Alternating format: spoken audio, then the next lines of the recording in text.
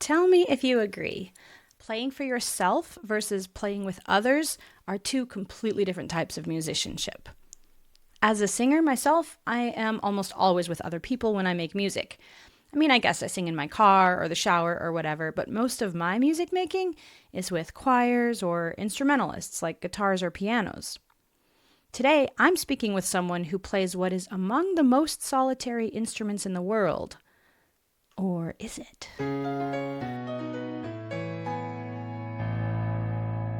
Welcome to Zeitgeist Radio. I'm Morgan Rowe. Today I'm speaking with an Alp Horn player who is navigating exactly that thought process about playing with other people. Turns out there's a whole culture around this very old instrument. My guest today is Elaine Crumb, a horn player and Alp horn player in Pennsylvania. Elaine, welcome to Zeitgeist Radio. Hi, thanks for having me. How would you describe yourself musically? I grew up playing a whole mess of instruments, piano, horn, string bass, and like lots of classical and choral singing.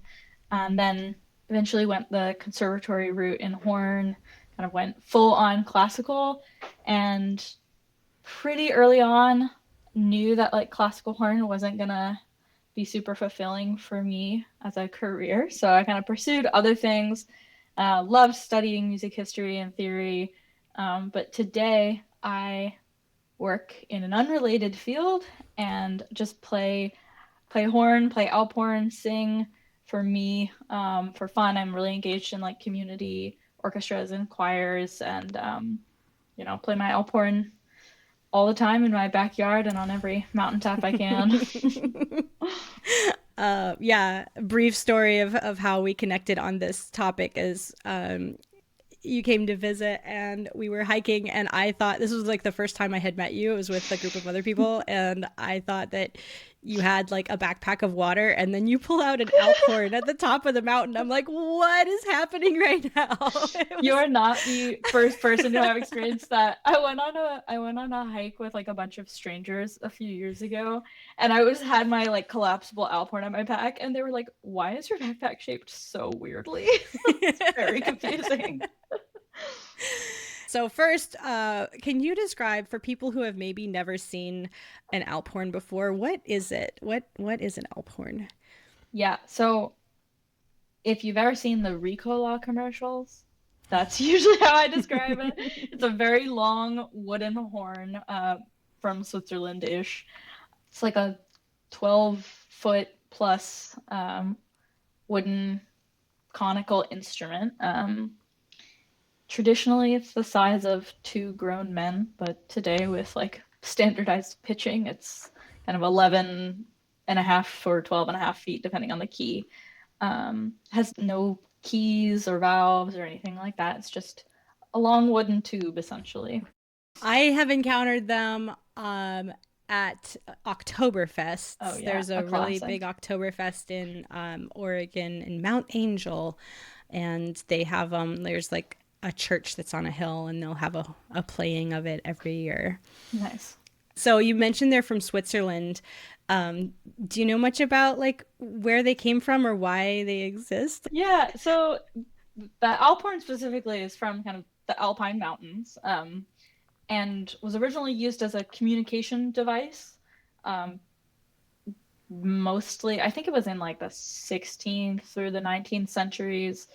Shepherds would use them to like call their cows back in for feeding and milking and whatnot, as well as used to communicate with like the communities in the valleys below or on neighboring mountainsides because the sound travels really quite far when you're up on a mountaintop. And Um, it probably sucks to go gather sheep off of the Alps yeah, when you those could just call them Yeah, cows love a horn. cows.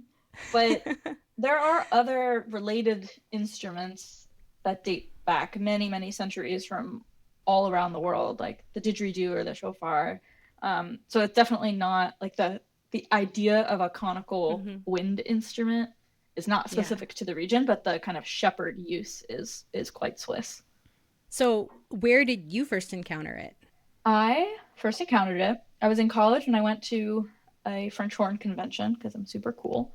And there was a woman there who was giving a lecture on Alp horns, and so I attended, and she asked if anyone wanted to try after the lecture, and I was like, oh my gosh, hell yeah.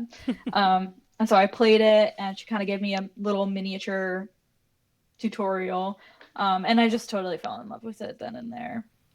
That's amazing. And then when did you buy yours?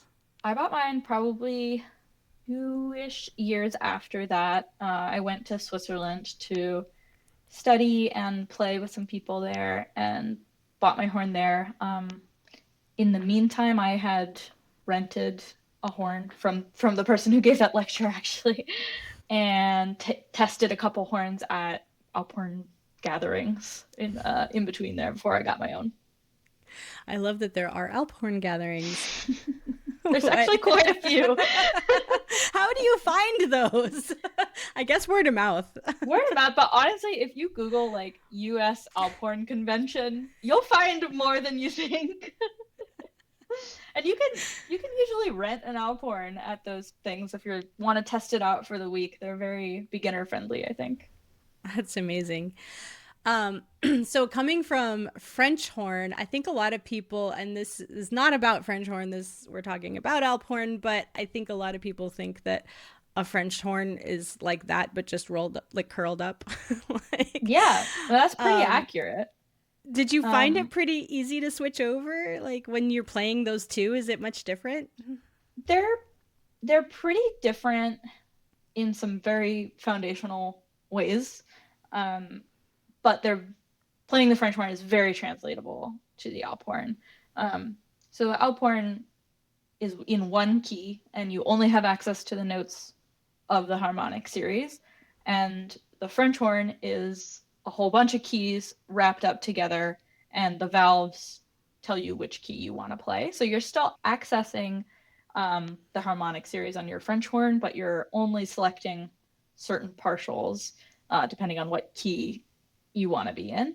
Um, and we can talk more about overtones Yeah, later a bit because that gets in the weeds it's a bit. important. But they're very it's very very translatable. And truthfully, if you play any brass instrument, you're going to be able to make sounds and play the Alp horn right off the bat pretty well. Um, I think the things about the Alp horn specifically that I find extra challenging are the amount of breath it takes is a lot. It's more than the French horn, just like it's a long way to go. And it's a pretty heavy instrument. You know, it's wood instead of brass, and it's just a very different physical feeling. And then you have to do everything with slurs and embouchure control since you don't have keys. So there's just a little bit more challenge in like playing the right notes. um, so yeah, but it's very translatable if you play the horn or any brass instrument. So for folks who don't play, you brought up so many things we can talk about. I think probably let's start with embouchure. For folks who don't play um, brass or woodwinds, how would you briefly describe what an embouchure is? An embouchure is like the shape of your mouth muscles when you're buzzing on a mouthpiece. Um, and your aperture is the size of the hole through which you're blowing air. So both of those things are kind of how on a brass instrument you control dynamics and pitch. Um, and for an Alp horn, where you have no keys, it's how you change notes. Sure. So the shape of your mouth, and then the aperture. So is the breath related to the aperture? So the aperture is larger on an Alp horn than on a French horn, and that's why you need more breath. The aperture is like the size of the hole in your lips. Oh, And okay. so, for example, if you're going higher, you might want to have a smaller aperture so that your airspeed is faster. And a lot of this stuff happens really naturally when you're playing. Like, I'm not thinking in this level of technical detail when I'm like Yeah. playing the horn, but that is technically like what's happening under the hood with Yeah. your mouth and your lips and your muscles. This is part of why I love talking to so many different kinds of people is there's so much stuff that you know that you're like, ah, like whatever, I don't know, I don't think about it. But I'm like, this is so interesting though. Yeah, I don't think about it very often, but it is interesting. It's cool. Like if like when I try to describe singing, like when I was teaching, I would have like first ever lessons with beginner singers who had like either never sung, and these are adults, right, or haven't sung in a long time, or were struggling with something like pitch or kind of the basics. And once you start describing how it works to sing, like it's a full 45-minute lesson. It's complicated, and that's stuff like this too, like the embouchure, like the everything that's changing, and like whether you're tight or loose, and there's probably way better words for that. No, Like that's fair. It's really hard, and I don't do very much teaching because I'm not a very good teacher. But when I have done teaching, the absolute hardest have been brand new beginners who are like, how do you buzz? How do you make a sound on a brass mouthpiece? Yeah. I do not have the skills to teach that. Shout out to all of the early music educators in the world. For real. Okay, so you have your embouchure, which is the shape of your mouth, and the aperture is part. Is that this kind of sounds like it's part of the embouchure, like it's kind of wrapped in with embouchure. Yeah, the embouchure is like where your kind of how it sits, how your muscles are situated. Okay, so you have all of this happening when you're blowing into the horn, and then let's talk about harmonics and partials. Which one do you want to start with? Because these are both key for all brass instruments, but specifically this type of horn. Yeah. Let's start with the harmonic series. And I'll caveat this by saying I am not a scientist. I have like very surface level knowledge of how the physics of music works. I don't think most of my audience are scientists either. Okay, great. We just going want into a scientific journal here. But like if you've ever like blown over a glass bottle and like made a pitch and then you blow faster and it makes a higher pitch, that's the harmonic series. Like the really basic definition is just like the notes that you can get from blowing over or into a single thing. Sure. That's the best I can do. But they're naturally occurring. It's a naturally occurring series of pitches that are founded on like a single kind of core pitch, which you could think of as the key. Yeah. And then for the Alp horn, it's just basically however that horn was built. It's however long the instrument is what the key is. Yeah, that determines what key it's in. Okay, so you have the key of the horn. So the series above that, the way I was taught is that it goes octave first, right? So let's just what key is your horn? My horn Does it have a key? It's an F and F sharp. I have two extensions. Okay, so let's just take your F horn. So it's you blow into it in the normal way, whatever that is. So, yeah. So actually, let's talk about it in C because I think it's okay. Cleanest and okay. It doesn't matter what key it's in. But yeah, so if you're starting on like a low C, then you'd have an octave higher, and so that's your root, and then you'll have 135, first, third, fifth, and then you'll have a flat 7, which is very out of key, heavy air quotes there, out of key to our even-tempered ears or well-tempered ears. And then you'll have in the next octave 1, 2, 3, a very out of tune sharp 4, 5, 6, 7. I don't even know if it's flat or sharp. It's like kind of wonky up there. And then your high octave. So the higher you get, the closer together those partials become. And okay, so there you're using partials. What's a partial? Partial is just referring to like the slot in the harmonic series. Okay. So like in that middle octave, 1, 3, 5, those are individual partials. And I'm talking scale degrees here just to clarify for anyone listening. Yeah. I remember being in college And I was friends with a lot of physicists, and I remember they had a lesson where they learned about something called the enharmonic equation, and I'm like, oh, enharmonics. Okay. And they were like, yeah, there's this harmonic series, and it's like a mathematical thing.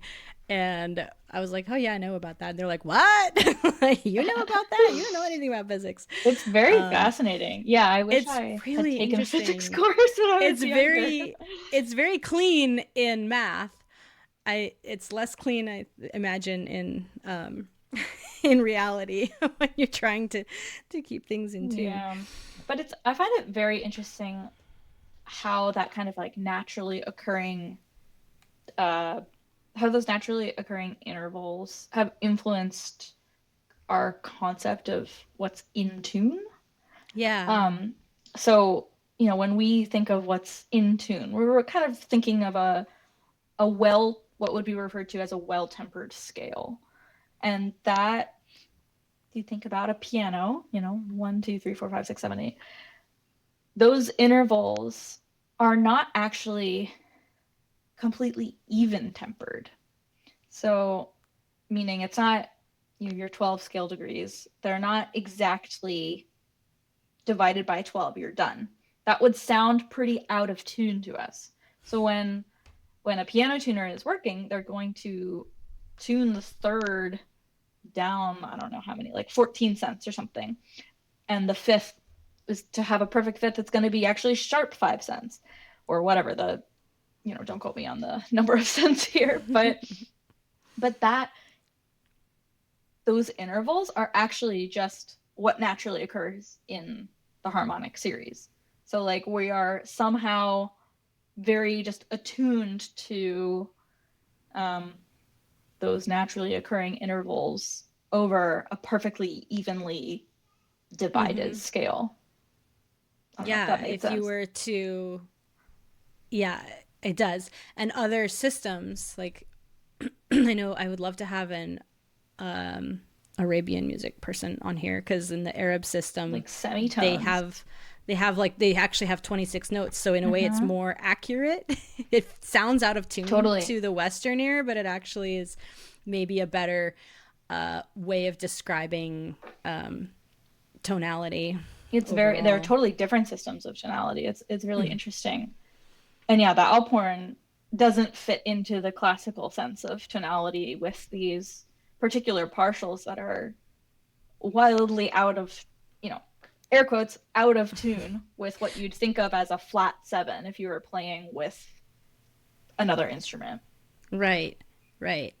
So how do you know? Is it just based on your embouchure? How do you know what you're playing, where it is, which partial it is, and if it's can do you have any control over the tuning or like? Not over the tuning, like in terms of you can some Alp Horn comes apart into three segments, so you can like pull it out a little bit if your bass tone needs to be in, like if you're playing with another Alp Horn, for example, and like our C's need to be like our bass pitch needs to be in tune with each other, you have a little bit of control but not very much. But then you don't have much control over like the tuning of the partials themselves, so you can lip slur here and there but not dramatically. um but yeah, I mean, playing the note that you want to play is like the hard part.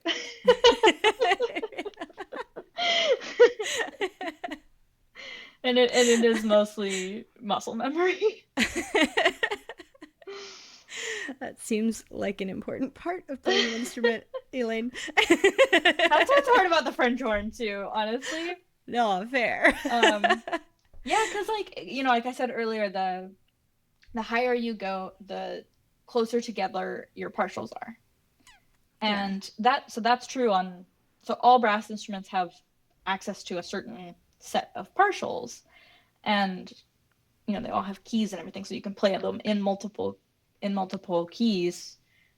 But with the French horn, it sits higher in the harmonic series than, for example, the trumpet. If you have your like first valve pressed down on a trumpet, you can play a handful of notes that are widely spaced apart for the most part.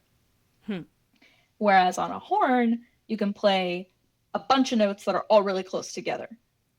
And so that's really fundamentally why it's hard to play the right notes on a French horn. And the same as, for the Alp horn, it's you don't have to worry about like your, Right. You're just your adjacent valves and keys, but the same thing applies. So does it take more air to play the higher notes or less air, or does the air not matter? This kind of also, I think, goes back to a physics question. I want to say it's like air speed that matters, not necessarily like quantity. Like it takes a lot of breath to play a really low note on an Alp horn, but it's a very different type of a lot of air than playing really high. And I think that's just air speed and kind of how tight your aperture is. Yeah. So your aperture, not your embouchure. I was about to ask if Or your both. embouchure is Both. tighter. But The yeah, higher up you yeah. go. In my soprano mind, it makes sense that that would be the case. Yeah, it is generally true. I mean, there's some you don't want to get too loose, like you kind of in terms of horn playing, like you want to keep your corners fairly secure, just so that you can Mm-hmm. like stabilize the note easier. But that's just like very detailed technique of playing the French horn.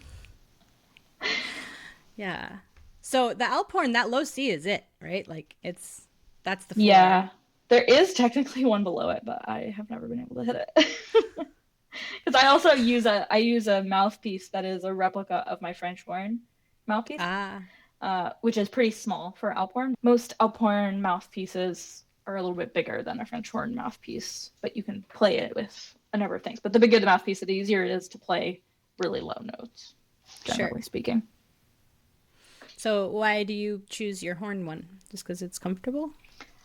Yeah, I well, since I started playing when I was like studying horn in a conservatory, I really needed to have one that was a replica so that I didn't have to like mess up my embouchure going back and forth between two different size and shape mouthpieces.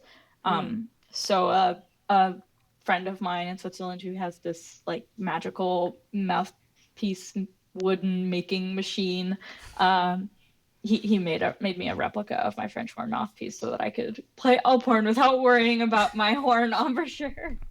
Wow. Very kind. So that makes a big deal. Embouchure is a big deal. Yeah, I mean it changing your embouchure, changing your mouthpiece is just takes a long time to adjust to. That's a big commitment as a brass player. Mm-hmm. So having consistency between the instruments for me is very, very nice. Sure. Do you find a lot of Alp horn players? I know don't know how many you've met, but do a lot of them play horn? Yes, I would say it is like probably 90% of the serious Alp horn Yeah. players started on horn or are also horn players. So they may do the same thing. That makes sense to have Yeah, or consistency. like finding one with the same millimeter diameter. Yeah. Yeah. Oh man. So you mentioned that yours comes apart. Is that normal? Yes. So Okay. traditionally, Alp horns were made from trees growing out of the side of mountains. So if you think about the kind of curve of that bell and the shape, that's just the tree growing out and upwards from a mountainside. Wow. And they cut it at the base, saw it in half, hollow it out, and then wrap it together with twine or copper wire or whatever they had. Like very traditional Alp horn making. These days, they're made by machines, and they typically come apart in 3 to 4 pieces, and you just kind of plug them together. They're made of spruce wrapped in rattan. Is kind of What's standard, I think. rattan? It's like a small wooden wrap, Hmm. but you often see it in like furniture. Oh, okay. I'm so clueless with woodworking. Yeah, I mean I am too. I don't know what kind of wood.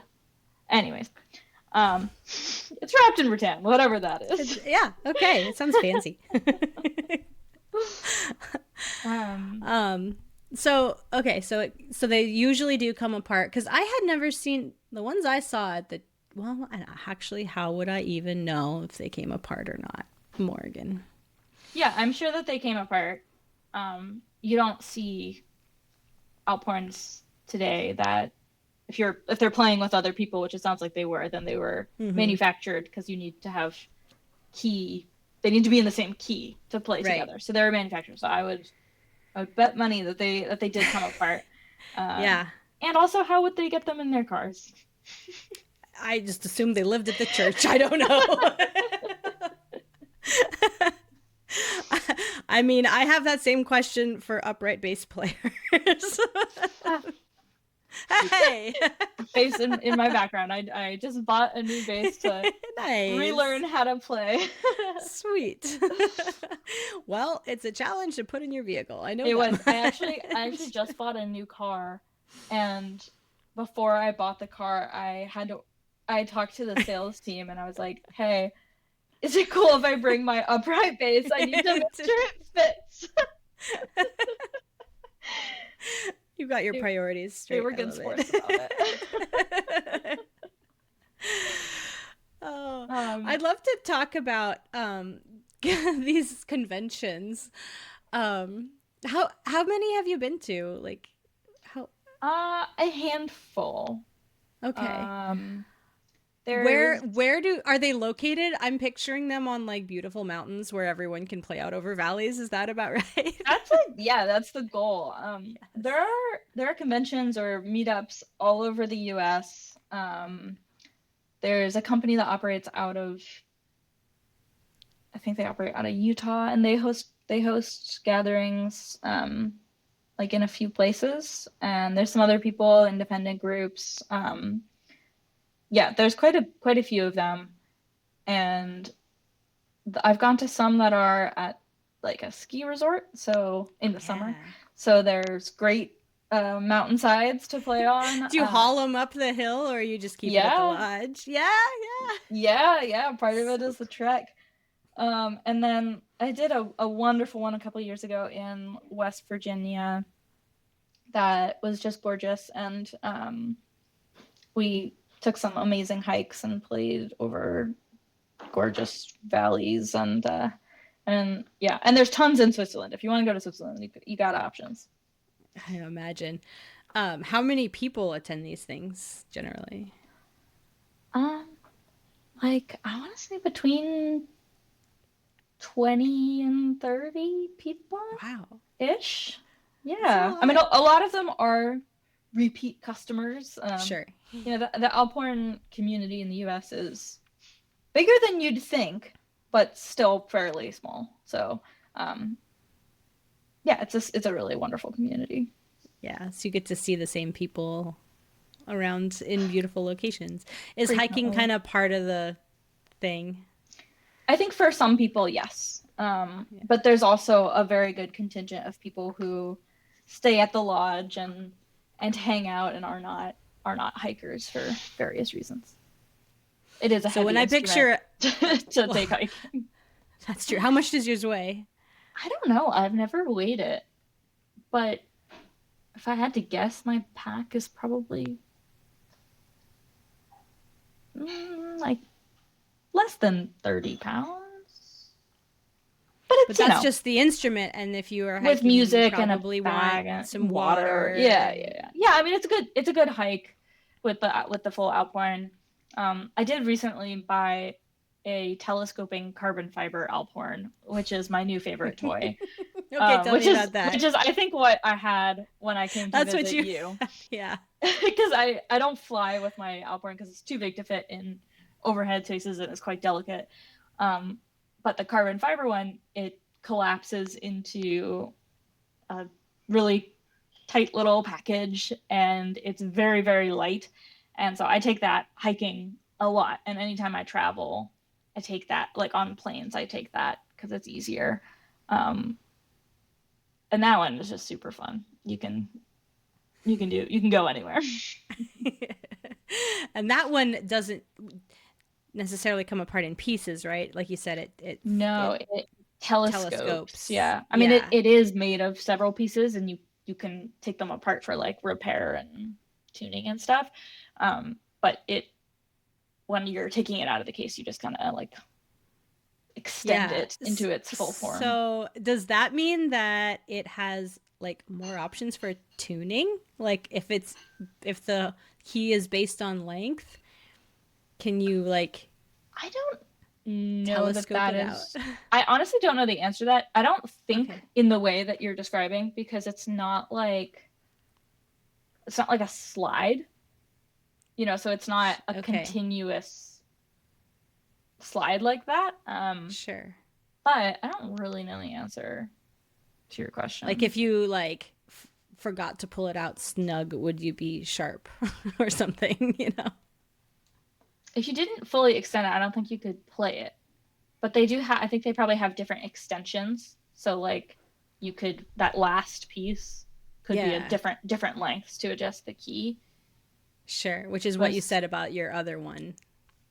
Yeah, yeah. I mean, it works the same way. It's like just the last piece on the carbon fiber is smaller versus the traditional opera. It sounds kind of annoying to tune it because you'd have to, especially with another person, you'd both have to like play and then walk 12 feet and like make a Truthfully, minute adjustment. I don't tune my Alp Horn at all. I Okay, that's mostly fair. I mostly play solo, so there's no Yeah. need to. And my Alp Horn, my like wooden Alp Horn is pretty standardly in tune. So when I take it to Alp Horn events and stuff, like I don't usually need to tune it. If I'm playing with other Alp Horns. Also, if you're playing with other Alp Horns, like it's not gonna It's be just perfectly in tune. That's just part of the instrument. kind of an expectation of that. I get that. I get that. I'm in an early music group and we're preparing for a concert and there's a cello and a hurdy-gurdy and a recorder. Oh my god, have fun. And Recorders are so hard to tune. we've just given up on. Yeah. I have personally let it go that my standard Western tuning will be satisfied. I don't even know how do you tune a hurdy-gurdy. He messes with stuff and it changes it. I can. It's basically it looks like a like how like on a guitar. It looks like There's like a the peg. knobs. He's got 6 pegs Oh that man, he kind of messes with, but that's super cool. it is otherwise a mystery to me. Yeah, as much of the hurdy-gurdy is. Yeah.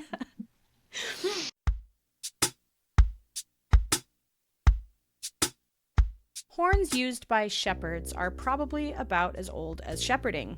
There is artwork depicting this going back to the 2nd century. The first documented use of the word Alp horn is back in the 1500s. I guess they had a surge of popularity in the Romantic era of music. Some of the traditional melodies have been used by composers like Beethoven and Mahler in their symphonies. If you're more of a reader, which I actually relate to a lot, I make a newsletter version of each episode that you can read. It's obviously shorter than these long-form interviews, but it gets the juicy bits. Go to zeitgeistacademy.com/radio to sign up for that. And if you have enjoyed this conversation, you can buy me a coffee. I do all of this on my own, and your support is beyond amazing. Go to zeitgeistacademy.com/radio or click the link in the description. Thank you. Now, back to Elaine. So let's talk about music, because that was another fun thing when we went hiking. Is you like pulled out this little book. So tell me about the little book, or just like generally the songs. Yeah.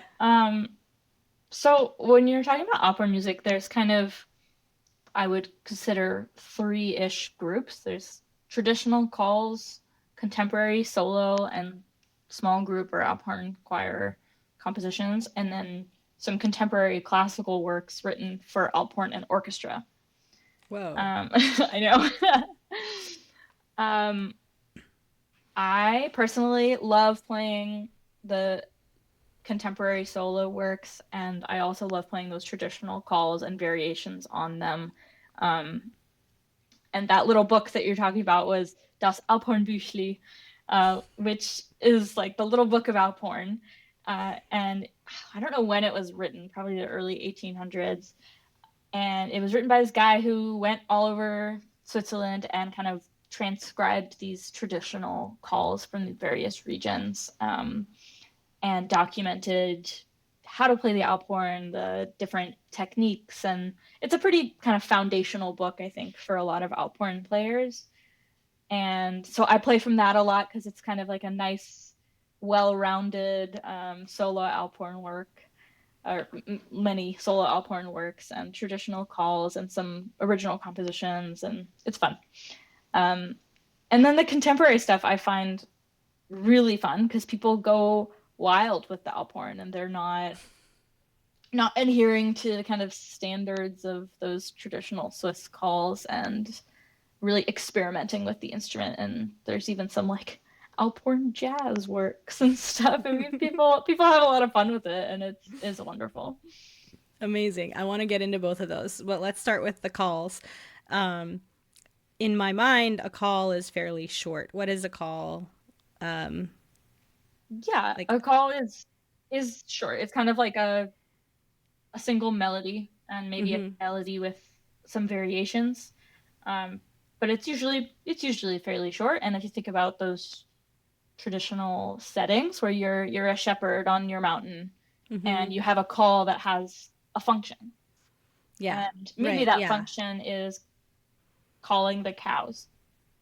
Maybe that function is calling down to your family in the valley below to tell them, Dinner you know, time. or to tell them everything's groovy up here, don't worry about me, or to tell them, hey, the cows are coming down. Yeah. um, or another really common is just like an evening prayer. Oh. um, and so some of them don't have like functional purposes in that way, but they're music for the sake of music, or Mm-hmm. music for the sake of prayer or meditation or what have you. But yeah, a call is like a short little ditty, and Nice. there's hundreds and hundreds of calls from different regions in Switzerland and across the Alps, and then hundreds of variations on those calls. Yeah. Nice. So then the contemporary stuff, like is that also in your book or is that a separate book? There's all not in that book that I was referring to, The but little book. the little book, the little Yeah. Alp horn book. But you can buy contemporary music for Alp horn, from various composers. Nice. Um, do you have some composers that you like? Or just I love Laura Nelson's work. She's a friend of mine, and I think she's just a very creative and meditative composer. So I mm, frequently come back to her. Um, and there's also a very famous Alp horn composer, Hans-Jörg Sommer, who I love playing his stuff. He writes a lot of duets for himself and a man named Emil Frey. Hans-Jörg's works are some of the most gorgeous Alp horn stuff ever, and also contemporary or post shepherding functional works. right. post post functional. You know what I mean? I don't know how to describe it. No, that's such a I don't wonderful know word. when he was I writing. love that term. I think it could apply to a lot of music actually. I think Me after 5 p.m. is post functional. post functional. Okay, so there's a symphony that so Yeah, there's a couple like Alp horn that's a lot of concertos. playing. It's a Oh my ton of playing. goodness. I've never heard them played live, like performed live.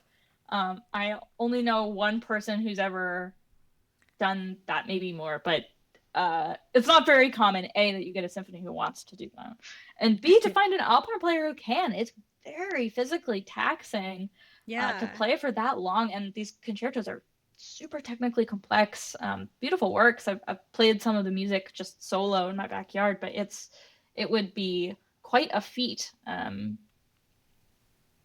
But they do exist. There It would are sound cool in there a are concert hall, I guess. It would remarkable people echo. out there. Yeah.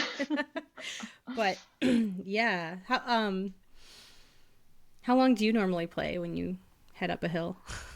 I like to do like a very on and off style of playing. Again, since I'm just playing for me in Yeah. mostly in my backyard or on a hike or something, I usually bring a book or have some watercolors or writing, and I just kind of set up and I play a couple tunes, maybe work on a few things, take a break, do something else, come back to it, and just kind of rinse and Yeah. repeat because I can't play for longer than like, well, this is telling you how out of shape I am, but I can't play for I can't play for like straight for longer than like 15 minutes at a time. It's quite exhausting.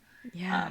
Especially for, I mean, it would depend if I'm playing in an ensemble where I'm not always playing first, like Sure. classical music, the first is the highest and the second, and if I'm playing third and it's a lot of bass notes and it's kind of long things, like I have more stamina, but for solo work, yeah, I would need to build up to a concert like that.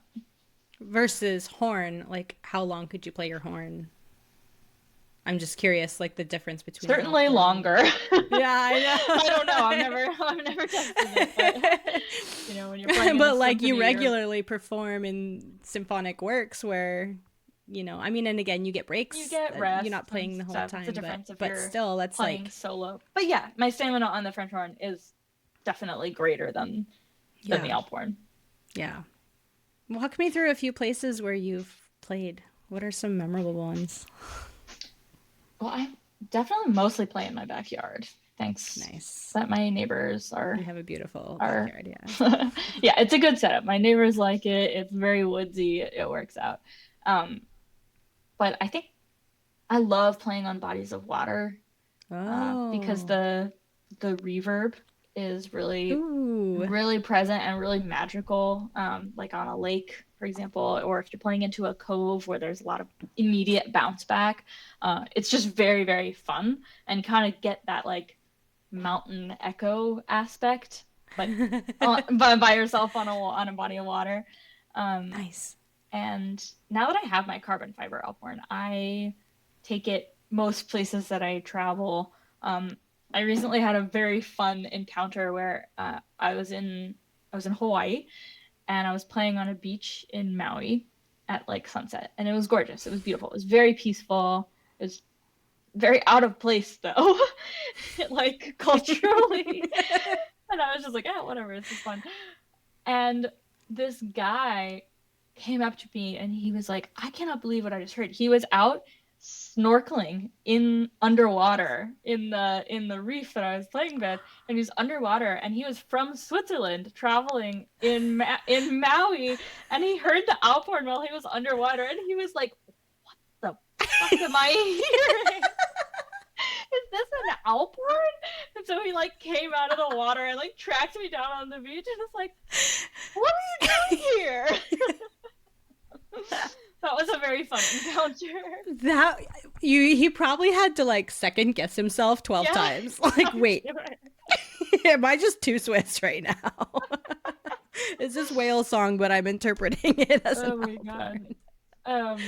But I mean, I also, when I was in Switzerland traveling and buying my Alp horn, that was an incredible trip to get to play Mm. it really in that environment, truly playing Yeah. in the Alps and having the local people know what I'm playing and really appreciate it as like a preservation of their culture. It's just a very different vibe. And I had a super cool experience where a kind of friend of a friend was like, "Oh, you got to go see this guy while you're hiking." We were hiking between these two towns. And he was like, "Oh yeah, he lives down this little side road on this little chateau on the side of a mountain." And I was like, "Okay, I'll go find this guy." And we like knock on his door and I'm like, "Hey, I'm X's friend. Can you like give me a cup of coffee or something?" And he welcomed me. I was with a friend. We were both horn players. And he welcomed us in, and he was like part of this historic Alp horn society and just loved the instrument and was super super nice in it. And we were on his back porch and he let us play the oldest Alp horn in Switzerland. And it was Whoa. just an incredible experience. I mean, the oldest remaining Alp horn in Switzerland. And it was this really short instrument. It was probably 2.5 feet long, if that. So, Whoa. very different from the Alp horn that I play normally. But it was just like such a remarkable kind of historic experience. Do you remember how old it is? I don't. Oh man, I don't. I that's wild. it Was was it really really cool. was it in good condition? And it Yeah, it was was in like very it was good fine. condition. I Nice. don't think he would be pleased that I'm telling that story because he was like, "Don't tell anyone I let you do this." But I think it's Good luck finding him. Go to the Alps and find some guy on a hill. He's fine. I got a won't say tiny his little name. Alp It's Horn. fine. So what's something that you're still figuring out or exploring with your craft right now? I mean, from a technical standpoint, like playing the right notes, I will forever be figuring out how to play. But on a kind of more personal philosophical note, um, I am kind of trying to figure out how do I balance my personal solo playing, which is very, very like meditative. And the things that I appreciate about the Alp Horn all have to do with the fact that there's very little meter. You're not having to align with a downbeat. It's just very meditative and very magical and personal and like a suspension of time and space in nature is kind of how it feels for me. So I'm trying to balance that and the fact that I love that about the Alp Horn with my desire to play with people and like engage with the Alp Horn community because there's just wonderful people, wonderful friends who go to these conferences and stuff. And I've kind of stopped going to a lot of them because the actual playing is like just not what I personally love about the Alp Horn. Mm-hmm. Not that it's not great music, it's just totally different. You know, Yeah. playing with people, you have to have meter, you have to have all of these, you have to have a downbeat. And that's just a very different way of playing than I play solo because it's very meditative for me. Um, but I think in order to like see my Alp Horn friends, I have to play some more polkas. So I'm trying to balance that currently. It was a really roundabout way. You're like, yeah, it needs meter. No, it's a polka. Oh Not wow. all polkas, but there's a lot of polkas. I feel like anyone who goes to these conferences is either gonna hate me or very much uh, understand what I'm saying. Well, I just unlocked a bunch more questions about polka. I won't get into polka. That's really funny to me though. I actually love the polka. Do you? Yeah, I do. But it's not for the faint of heart. As a When I was a dancer, at kid, least. yeah, when I was a kid, I did like dance camp and stuff, and we did learn kind of group polkas, and those were very fun. Yeah, they're very fun as a kid. And what blows my mind is doing folk dance now as an adult. And there's like this whole community of like older adults who folk dance. Like we're talking like 70, 80, Hmm. 90-year old people who folk dance and they polka. And I mean, a Like 3 minute polka, like I am floored. I am out of like breath. polka hard. And these guys will polka all weekend. They'll just I do love these. They'll that. just constant. I'm like, wow, you're so fit. That's amazing. Good for them. I know. Just a note because it crossed my mind. My mom plays French horn, and one thing she like just throughout her life has had to do is like breath tests, and she actually literally has like significantly more lung capacity than normal. And I don't, have you ever measured your lung capacity? Like, Like with it one would of be those little so interesting. machines, or like Yeah, those like things you when breathe, you take a big breath, with the keep the ball at a certain and then you spot. Yeah, blow yeah. into it, and it's like it actually got her in trouble one time because she's like, I'm having trouble breathing, and then they were like, no, you're actually breathing fine. She's like, no, but No, like but for me, compared I'm to my not. normal, yeah, yeah. I have tried those lung capacity tests, and they're usually no problem. Um, Yeah, yeah, I've yeah, been playing horn for so long, I don't think about it. yeah. But then when I play the Alp horn and I'm out of breath super quickly, I'm like, oh, You're like, how? But I play the horn. so for people who maybe want to learn a little more, or maybe they for some reason have one, or maybe it's collecting dust. Like, do you know anyone, like people or songs? Like, where can they get that little book? How would you recommend if someone is interested that they do you know any like ins for them to get some resources? Yeah, well, if you're interested in just like hearing the Alp Horn and learning like what is that, there's some great Alp Horn players like on YouTube. I love the Alpine Sisters. They're a group of international women, horn players who have kind of like gotten together and formed this Alp Horn group, and they're awesome. Um, Nice. and if you are looking to play the Alp Horn, I would recommend going to one of these conferences. Usually, you can rent a horn for the week or the weekend or however long it is. Um, and there, if you read music and you know how to buzz on any brass instrument, like they're pretty beginner friendly, I think.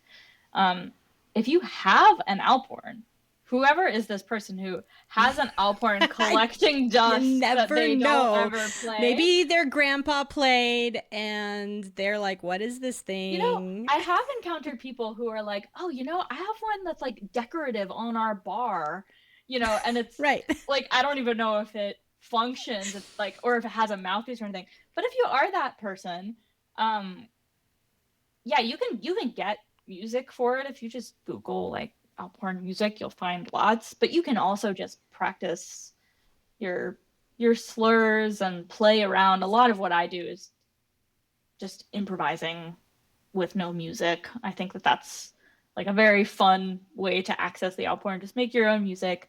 Um, the Das Alphornbüchli, you can probably find it online at.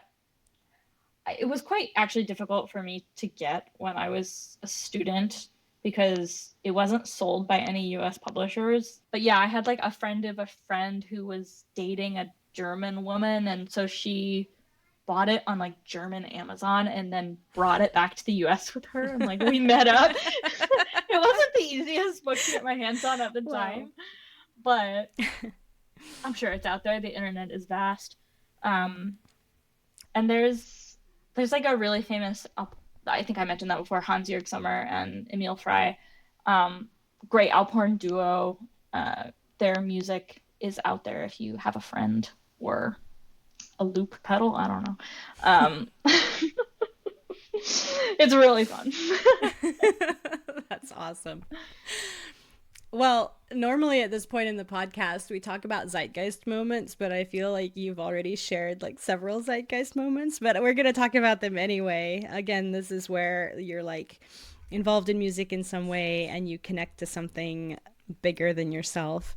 And so I'll ask you what was a memorable or a recent one. Again, you've already shared some really special moments. And I'm actually going to share for me for the one I wanted to share with you was actually the time that you played. Aww. It was really sweet. It was a special visit. It was the first time we had connected, and we went on this hike that I had gone on so many times. Right, it's right in kind of in my neighborhood. I'm very lucky to have a beautiful coastal range here with a nice, accessible, afternoon hike. Up to this monument, and we were just kind of hanging out, and then it just kind of when you started playing, first of all, the sound is just so beautiful. I totally get what you mean about the meditative aspect of it and the like long tones out over the valley, and it really kind of just gave me it's like a different I was experiencing a place I had been a lot in a different way. And that was just really, really cool. Like I've been to the top of that and I've looked around and I've appreciated the view and, had nice lunches with various friends. But then here was it was like this auditory, the valley would like kind of bounce it back very gently, or like the reverb of it would, it was very, very cool to me to hear my environment reflected that way. Oh, that's like And so yeah. sweet. Thank you for sharing that. I just it was No. a total surprise, like I said. And I was just like, wait a second, you have this with Just do you things that without an you do it. album. And I'm like, I don't this even is remember that I so did that. cool. This is my, this is like my home. And it was like, Yeah. it's like a decoration for the ears, It makes me really happy to Really, hear. really lovely.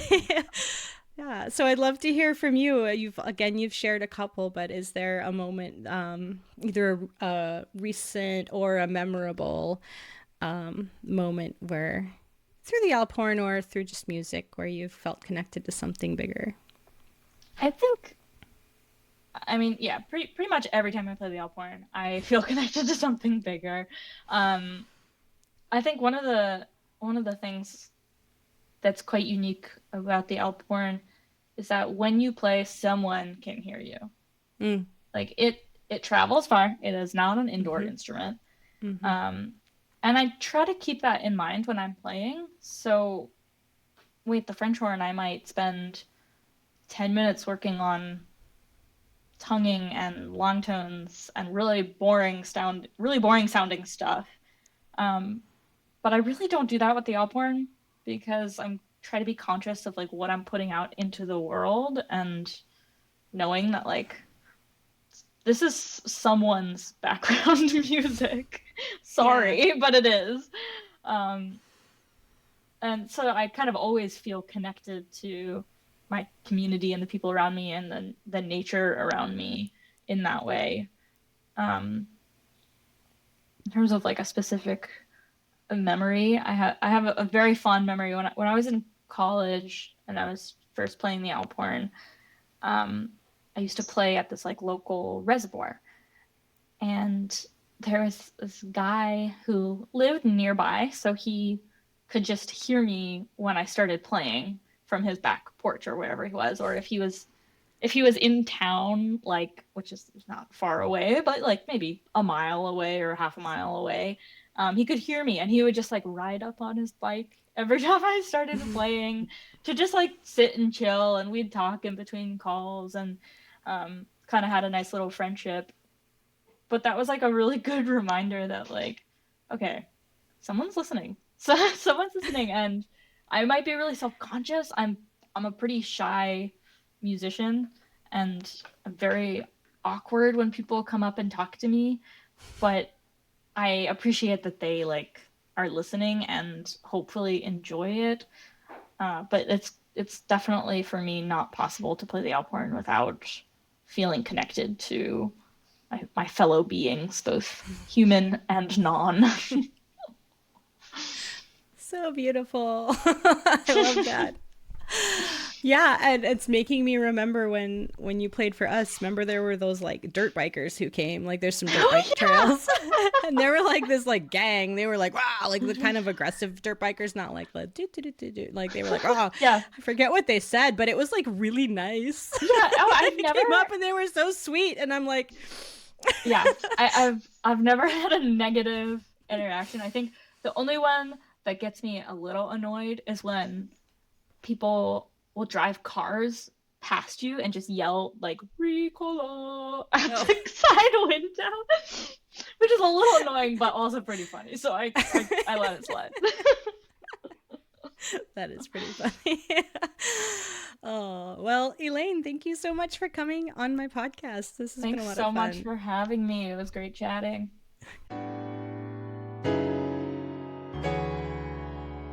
Thanks for tuning in to this episode of Zeitgeist Radio, and thanks to Elaine for joining me. Please subscribe to Zeitgeist Radio on whatever channel you're listening on right now. Click subscribe right now. Did this episode make you think of a Zeitgeist moment of your own? Put it in the comments or send me an email at info@zeitgeistacademy.com. I've made a few playlists on YouTube, so if you like a particular category of interviews, you can binge a whole bunch of them. I have one all about instruments and how things work, so if you want to hear more about different instruments, including the harmonica, the iwi, and even the iPad, check it out. And if you're new here, I also have a Start Here playlist with the best of Zeitgeist Radio. These are my most popular episodes, plus a few I think really highlight what I do here. You can find me on YouTube or go to zeitgeistacademy.com/radio, and there's a link there as well. I'm Morgan Rowe. Thanks for listening.